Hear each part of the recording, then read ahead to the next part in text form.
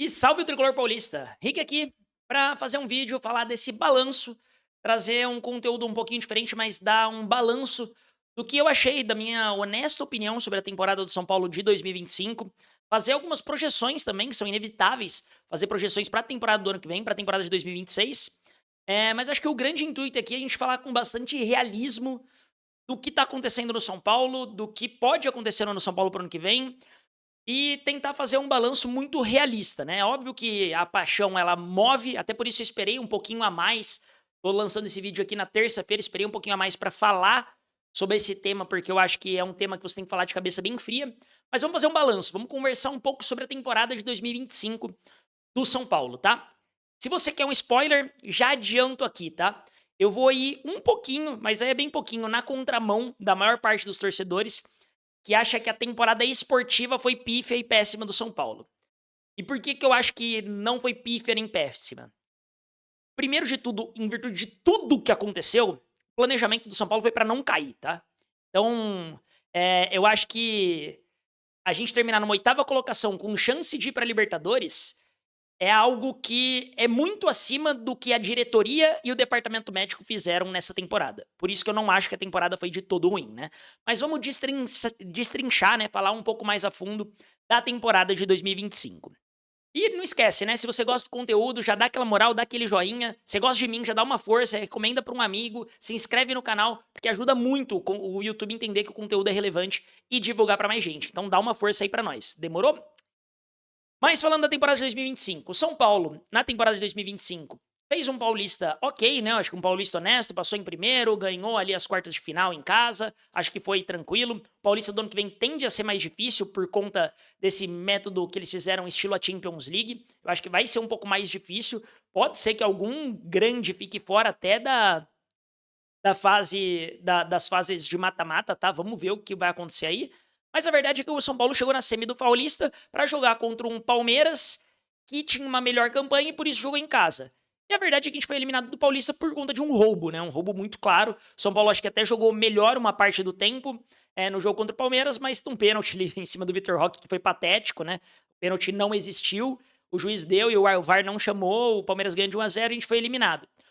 No Paulista, eu acho que se a gente pegar aí a projeção que o São Paulo tinha colocado como projeção para o Paulista, era para chegar na final. Mas eu acho que a projeção é mais errada do que qualquer outra coisa.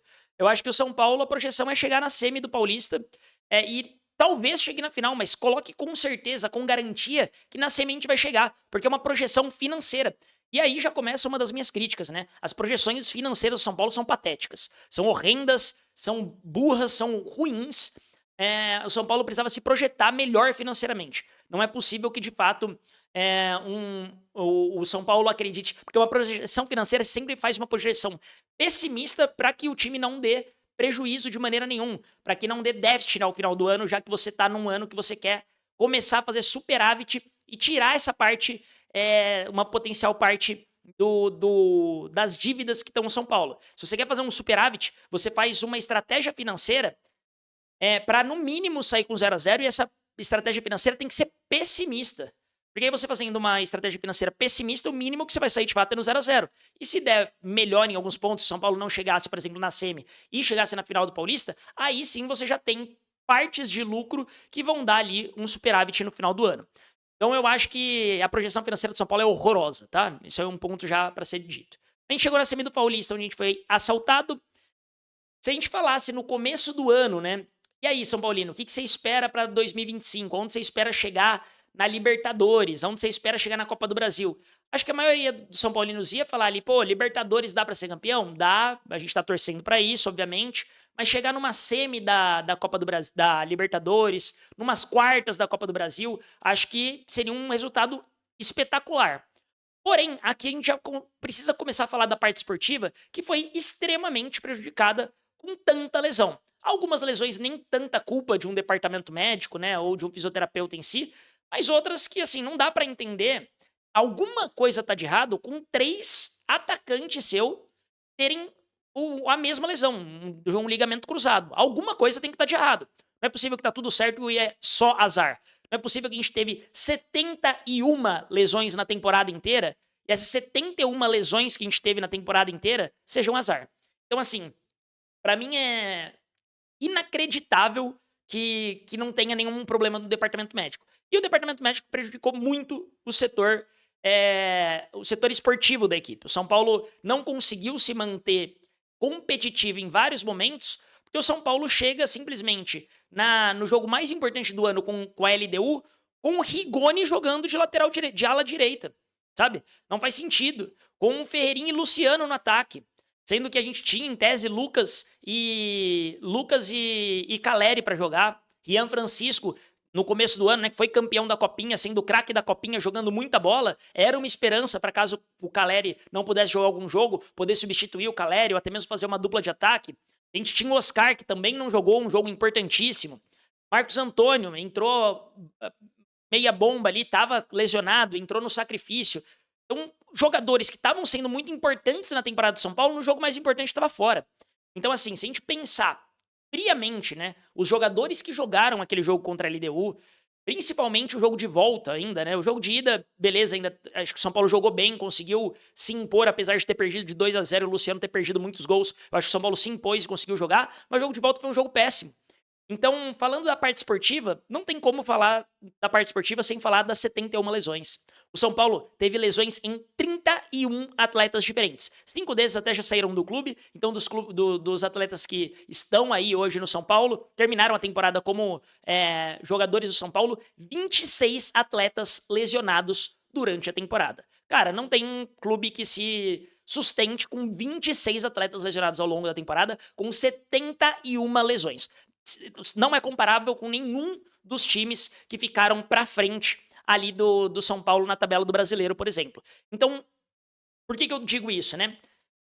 Se você olha aqui esportivamente, beleza, nas oitavas da Copa do Brasil teve toda a polêmica da questão da expulsão do Rafael, a gente ainda foi eliminado nos pênaltis, a gente jogou muito melhor o jogo de ida, poderia ter feito 2-3-0, acabou ganhando só de 2-1 porque toma um golzinho no final, enfim. Eu acho que teve um vacilo ali, mas a gente chega nas oitavas da Copa do Brasil, poderia ter chegado nas quartas, chegando nas quartas, talvez a gente pegasse um Corinthians, vai saber o que vai acontecer. São Paulo e Corinthians vem sendo um confronto de quem joga na sua casa acaba tendo muita vantagem. A gente vem de uma eliminação recente pro Corinthians em Copa do Brasil, então sabe Deus o que podia acontecer ali, chegando nas quartas contra o Corinthians, e aí indo pra uma semi agora que teria, né? Eu acho que a semi contra o Cruzeiro, caso a gente chegasse, seria muito difícil, mas projetando, eu acho que teve um vacilo ali, teve um erro independentemente, pensando que o Rafael foi expulso, independentemente da gente entrar no critério da arbitragem. O Rafael foi expulso saindo muito mal do gol ali, num erro do Arboleda, enfim. Eu acho que teve essa questão na Copa do Brasil. Mata-mata, às vezes acontece isso. A gente viu São Paulo, Palmeiras e Flamengo ser eliminado nas oitavas da Copa do Brasil. E assim, em tese não era para isso acontecer, né? Então, porque o Palmeiras e Flamengo são os times com maior investimento e eles saíram também nas oitavas da Copa do Brasil. Então, esportivamente é algo que pode acontecer, mas Libertadores e Brasileiro, cara, a gente foi muito prejudicado por não ter os atletas saudáveis. Assim, boa parte, os principais nomes do São Paulo não ficaram saudáveis. Eu falei de 26 atletas lesionados. Sabe quantos atletas do São Paulo não tiveram nenhuma lesão esse ano? Sabe quantos atletas do São Paulo não tiveram nenhuma lesão esse ano? 5. 5. São eles: Rafael, Sabino, Patrick Lanza, Negruti e Bobadilha. Esses 5. Teve também Tapia e Mailton que não machucaram, tá? Mas eles chegaram no segundo semestre, então nem deu tempo deles se lesionarem. Mas assim, beleza. Ao todo 7, vai, se você quiser colocar Tapia e Mailton, que jogaram 4, 5 meses com a camisa do São Paulo. Mas ao todo, né, que estavam a temporada inteira, Rafael, Sabino, Patrick Lanza, Negruti e Bobadilha. Sendo que Patrick Lanza e Negruti jogaram nem 10 partidas na temporada inteira, né? Então assim, dos jogadores titulares do São Paulo, só Rafael... Sabino nem é titular, né? Mas o Sabino teve que jogar boa parte como titular das partidas, porque era o único saudável com frequência na zaga, né? Mas colocando o Sabino como titular, só Rafael, que é goleiro, que é mais raro ter lesão, Sabino e Bobadilha foram os atletas que não se lesionaram durante esse ano. É bizarro, não é? Bizarro você pensar nisso. Então, assim, falar de parte esportiva sem levar a parte do DM em consideração é uma merda. E se fosse falar só da parte do DM, né? Se a gente tivesse ainda um baita elenco, eu acho que ficar ali brigar por Libertadores de fato, G6, G4, poderia até ser que acontecesse. Mas o nosso elenco já é curto e a diretoria, entrando num outro ponto, a gente precisa falar que um caos muito grande político se instaurou no São Paulo, principalmente agora, nesse final de ano, né? Mas a gente falar aí, de tudo que aconteceu, né? Aconteceram aí no São Paulo. Principais nomes do elenco não jogaram essa temporada. Diretores tiveram brigas, basicamente, para ver quem era o mais incompetente, né? Protestos. Os últimos 4 partidas do Brasileirão, a gente não jogou no Morumbi, a gente jogou na Vila Belmiro para menos de 10 mil pessoas de média. Tipo, olha que bizarro. Se a gente colocar tudo isso na balança, esportivamente, o 8º lugar é bom para um time que o nosso elenco completo, eu não acho ele tão limitado. Mas o nosso elenco que terminou a temporada é limitadíssimo. Tinha hora que o Crespo quase não tinha o que fazer. Não tinha quem colocar na partida. Isso é bizarro. Bizarro, bizarro, bizarro. Então, assim, se a gente pegar tudo isso, né, que aconteceu desse ano, ainda venda de jogadores de maneira precoce e a preço de banana, né? Porque são jogadores que poderiam ajudar muito São Paulo e normalmente jogadores jovens têm menos lesões, né? Se a gente olha aí, os jogadores jovens, normalmente eles têm menos lesões. Então a gente tá falando aí do Lucas Ferreira, do Matheus Alves, do Henrique Carmo, são jogadores que poderiam ter ajudado muito São Paulo nessa temporada, né? Onde o Oscar não jogou, onde o Lucas não jogou, e que a gente vendeu a preço de banana. Então, também a parte esportiva foi prejudicada diretamente por uma diretoria incompetente. Então, para mim, falando da temporada do São Paulo como um todo, né? Foi talvez a temporada mais caótica do São Paulo a nível médico e a nível político, mais caótica, mais bizarra, que mais coisas aconteceram, diretor saindo agora, chapas sendo montadas para concorrer, Marco Aurélio Cunha voltando pro conselho, que eu achava que ele nem ia voltar, Casares ficando praticamente sozinho e colocando basicamente um parça novo ali para ser CEO do São Paulo. Enfim, é um monte de loucura. O protesto da torcida, que para mim foi muito válido, fazer protestos, ter camisa ali de fora Casares. Eu acho que foi o ano em que a torcida mais se impôs contra uma diretoria da história. Acho que nem contra como quando foi o Aidar, que foi corrupto, né? Ele se envolveu com um caso de corrupção, no caso do Iago Maidana ali. Nem naquela foi tão forte os protestos da torcida do São Paulo, nem naquela época. Então eu acho que se a gente pegar tudo o que aconteceu politicamente, tudo o que aconteceu financeiramente, a venda de jogadores de maneira precoce e de maneira muito barata. Se a gente colocar também a questão das lesões, 71 lesões em 31 atletas diferentes. Se a gente colocar tudo isso na balança e falar que o São Paulo nem brigou para não cair, porque o São Paulo chegou, né, já nas últimas rodadas bem longe da zona de baixamento, muito em virtude de Crespo, tá? Respeitem Hernan Crespo, que tá dando entrevistas muito concisas, conscientes, muito por culpa do Crespo e por conta daquela sequência de 8 jogos que a gente ficou no Brasileirão sem perder, com 6 vitórias somadas nesses 8 jogos, né? 5 delas em sequência ainda, muito em virtude daquele período, o São Paulo não cai muito em virtude de Hernan Crespo, muito em virtude de ter conseguido achar um esquema que o São Paulo conseguisse somar pontos em momentos importantes. E a gente não chegou a brigar para não cair, cara. Eu acho que, colocando tudo isso na balança novamente, parece que o planejamento do São Paulo para essa temporada foi feita para o São Paulo cair, ou na melhor das hipóteses, brigar até a última rodada, igual o Inter ali, para não cair. E não foi isso que aconteceu. Então, por isso que eu acho que ainda assim o saldo esportivo, tá? Vamos separar aqui bem as coisas políticas, financeiras e também o lado do São Paulo não esportivo, né? Principalmente a parte financeira e a parte política. Além da parte de shows, né, que o São Paulo acabou tendo no final do campeonato ali, que entra na parte financeira, né? O São Paulo precisava arrecadar, e eu até entendo, com o time não correndo risco para não cair, ter tirado esses jogos, mas em jogar ainda os 4 últimos jogos na Vila, a parte de lesões, né, a parte médica também, tudo isso, você colocar tudo isso numa balança, cara, o São Paulo não ter brigado para cair, né, para não cair, na verdade, é um milagre. O São Paulo ter terminado em 8º e talvez classificar de maneira culposa para a Libertadores, tá? Porque eu acho que o São Paulo só se classificou porque todos os times foram incompetentes. Esses times de meio de tabela foram muito incompetentes. E aí o São Paulo que tava ali, acabou sobrando a vaga pro São Paulo, uma vaga culposa ali. Que eu acho que o São Paulo ainda vai para a Libertadores, tá? Eu acho que Cruzeiro ou Fluminense, que são bem mais favoritos dos dois lados, né? Acho que o Cruzeiro é bem mais favorito que o Corinthians, enquanto que o Fluminense é muito, muito mais favorito do que o Vasco para passar esses confrontos. Acredito que um dos dois vai ganhar a Libertadores e que a gente vai ganhar a Copa do Brasil e que a gente vai acabar indo para a Libertadores. Então, eu acho que no fim das contas, a temporada esportiva do São Paulo não foi tão horrorosa quanto poderia ser. A gente poderia, nesse exato momento, ter sido rebaixado e ir para a segunda divisão com esse planejamento pífio que a diretoria fez e com essas gigantescas lesões que tiveram no elenco do São Paulo 71 lesões. Algo assim sem precedentes na história do São Paulo, é algo ridículo. Um ano em que só dos jogadores que ficaram um ano inteiro no clube, só 5 não lesionaram. Isso assim é maluquice, maluquice, maluquice.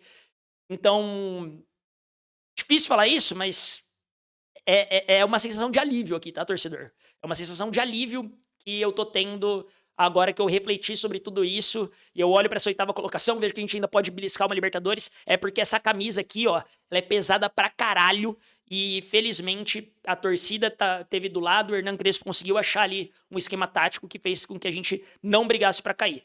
Mas, olhando friamente, era o que basicamente foi planejado pra acontecer. Mas de 2025, então é isso, meu saldo esportivo ainda, por incrível que pareça, colocando todos os pontos na balança, né, parte médica, parte financeira e parte da diretoria. Lembrando que essa temporada a gente não gastou R$1 com contratação, tá? A gente não trouxe ninguém ninguém pagando para trazer, né? Obviamente, tem a questão de luvas, tem a questão salarial, mas todos os jogadores que a gente trouxe essa temporada, a gente não teve um custo, um investimento de pagar multa rescisória ou negociar com alguma equipe uma multa especificamente. Então, isso eu acho que é um ponto também para se olhar. Então, tudo isso na balança, eu acho que a temporada esportiva do São Paulo foi ok, comparado a tudo que poderia ter acontecido. É quase que um milagre a gente ter conseguido ficar na 8ª colocação do Campeonato Brasileiro e tá aí quase indo para Libertadores. Mas falando de 2026, projeção para 2026. Esportivamente, primeiro, eu acho que a parte esportiva ela sempre vai depender da parte política e da parte financeira e da parte médica.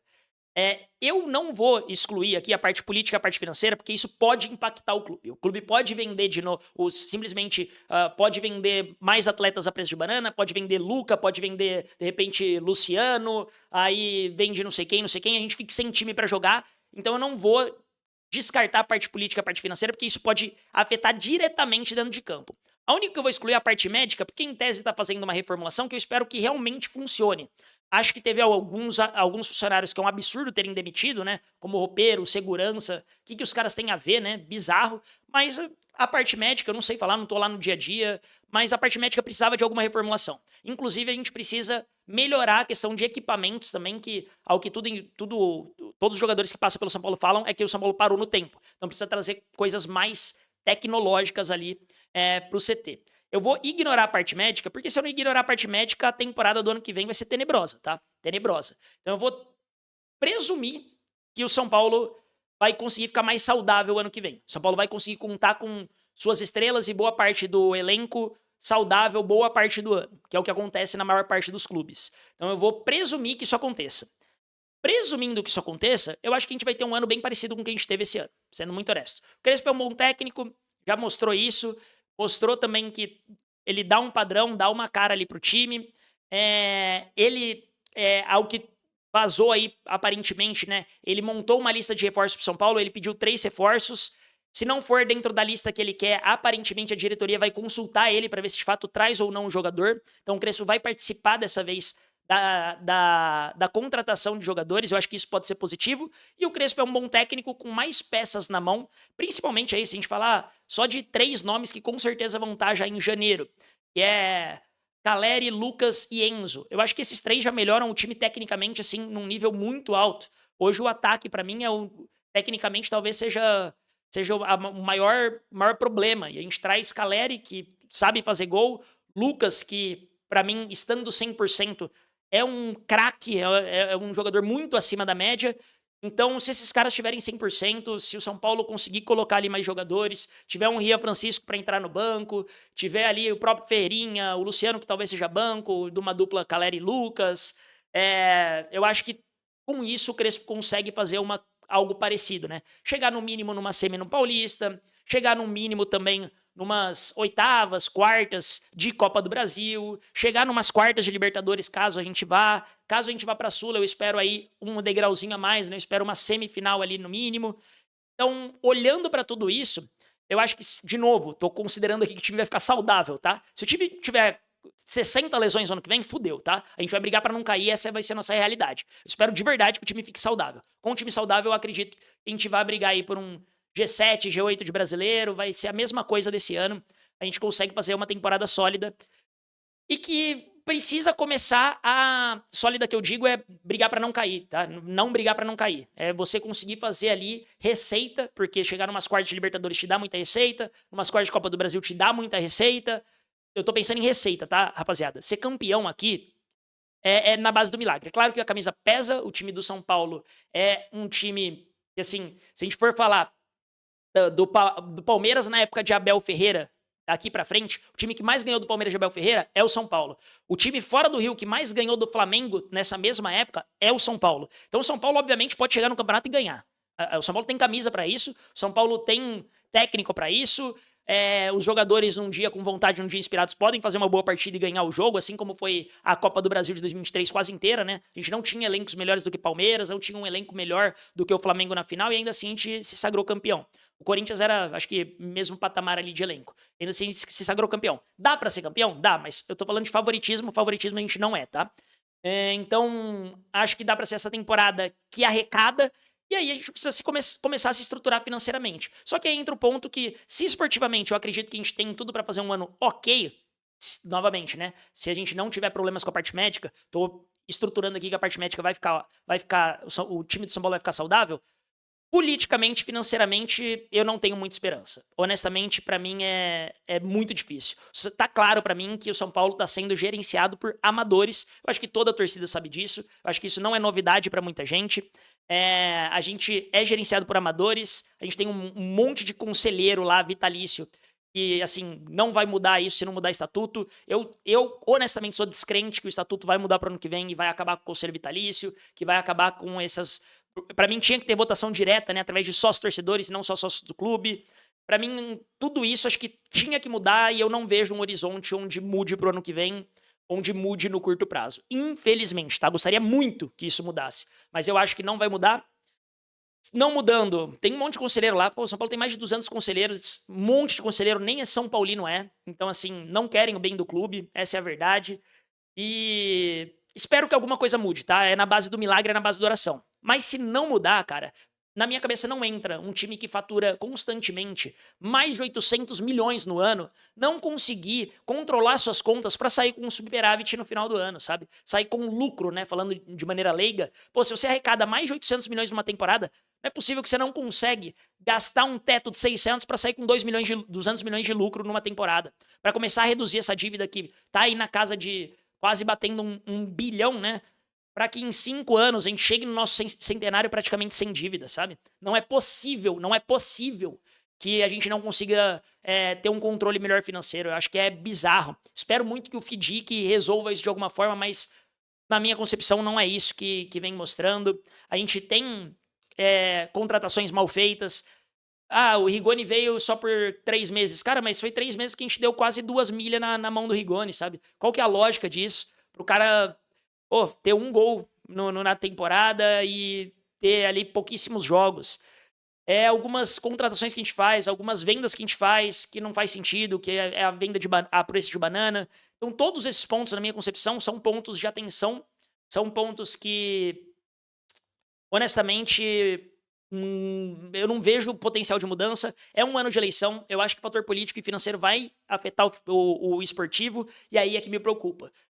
Hernan Crespo, pra mim, vai ser uma peça fundamental pro ano que vem. Pra mim, ele tem que ficar até o final do ano, independente do que aconteça, porque ele pode conseguir blindar o elenco, pode conseguir blindar dessas partes políticas, porque ele já mostrou que ele tem culhão, né? Ele tem coragem pra, de fato, bater de frente e falar, rapaziada, ó, isso daqui tá errado, aquilo ali para aqui, vocês vão até aqui, sem que a torcida faça pressão pra uma queda de técnico. Eu acho que a torcida tem que entender a importância do Hernan Crespo nesse final de temporada e a importância que ele pode ter no ano que vem pra segurar tudo isso.